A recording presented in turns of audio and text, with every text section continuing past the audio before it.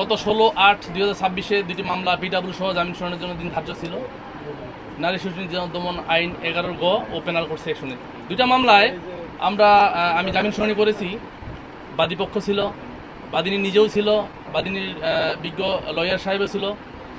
এই মামলা জামিন করতে গিয়ে বাদিনী এই জামিনের ঘোর বিরোধিতা করেছে। আমরা শুরুতেই বলেছিলাম যে আমরা সংসার করতে চাই, এখনও প্রিন্স মামুন বলল যে সংসার করতে চায়।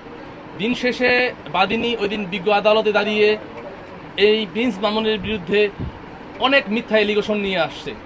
আজকে এই মামলার ফ্যাক্টিং ইস্যুটা, এই মামলার মোটিভটা সম্পূর্ণ ঘুরে দিছে। আমি বিজ্ঞ আদালতকে বলেছিলাম যেটা একটা মিথ্যা হয়রানিমূলক একটা মামলা ছিল, আমরা বিজ্ঞ আদালতে সেটা প্রমাণ করতে পেরেছি।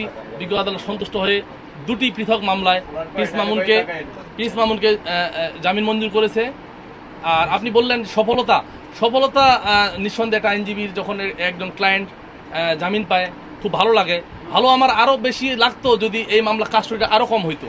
আমি আশায় ছিলাম যে এই মামলাটা মিথ্যা হয়রানিমূলক মামলা, আমি আরও দ্রুত জামিন করাতে পারবো। কিন্তু এটা আমার একটু সফলতার পিছনে একটি ব্যর্থতাও আছে যে আমার এই ভাইটা। না ভাই, আপনি অনেক করছেন। আমি বলবো আপনারা যারা আছেন, যারা ভুক্তভোগী সবাই এসে তো পলাশ ভাইয়ের সাথে যোগাযোগ করেন, ইনশাআল্লাহ আপনাদের সমস্যার সমাধান করে দিও ভাই। তো আমি আসলে এখানে একটু লাগছিল যে দিন শেষে একটা মিথ্যা একটা অভিযোগ নিয়ে আমার আজকে একটা মিথ্যা অভিযোগ নিয়ে আমার একটা 309 একটা স্বর্ণের দেখাচ্ছিল। আমি বলেছিলাম যে হ্যাঁ, এটা একটা ভিডিও ছিল, আপনারা লক্ষ্য করছেন যে মোহনার বিয়ের শাড়িটা দিয়ে সে গলায় ফাঁস দিবে। আমি এটার ব্যাখ্যা এইভাবে দিয়েছিলাম, যেটা সে আমার সাথে কথা হয়েছিল, বলছে যে তার উদ্দেশ্য ছিল তার সহধর্মিনী, তার স্ত্রী তার বাসা থাকবে, রাত 2টা সে অন্যের বাসা কি করে, সেটা হোক মায়ের বাসা। দিন শেষে তার তো বৈধ স্ত্রী, সে চাইছিল যে এই ক্রাইসিস মোমেন্টে সে তার বাসায় থাক। এই একটা কারণেই সে করেছিল। আর এটা নিয়েই আমাদেরকে 309 একটা মিথ্যা এলিগেশনে আমাদেরকে সন্দেশ দেখেছিল। আচ্ছা, মোহনা আর লায়লার উদ্দেশ্যে বলতে চাই, মামুনের যদিও সে একদম বড় মাপের সেলিব্রিটি হয়ে গেছে, তাদের উদ্দেশ্য হইল যে এই যে লায়লা তার বিরুদ্ধে প্রায় মোটামুটি 6টা না 7টা মামলা, যৌতুক আইনে একটা মামলা করেছে, আপনারা ইতিমধ্যে জানেন। যৌতুক আইনে 3 ধারায় একটা মামলা করেছে, মানে 3টা মামলার বাদিনী।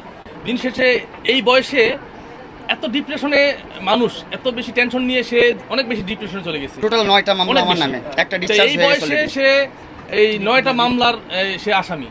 আমার উদ্দেশ্য থাকবে যে আপনারা যে মামলাগুলো করেছেন আপনারা এটার একটা সমঝোতা বা সমাধানে আসেন। একটা কথা বলতে চাই, লিখন যে মামলা করছিল আমার নামে অ্যাটেম্পট টু মার্ডার, ওই মামলাটা ডিসচার্জ পেয়েছি। একটা মামলা আমরা ডিসচার্জ পেয়েছি। আল্লাহ পাক বলছে তো ধৈর্য ধরার পর দেখেন আস্তে আস্তে শেষ হচ্ছে। একটা করে সব মামলাগুলো শেষ হবে ইনশাআল্লাহ। পাপকে ঘৃণা করতে হবে, পাপীকে না। ভালো থাকবেন।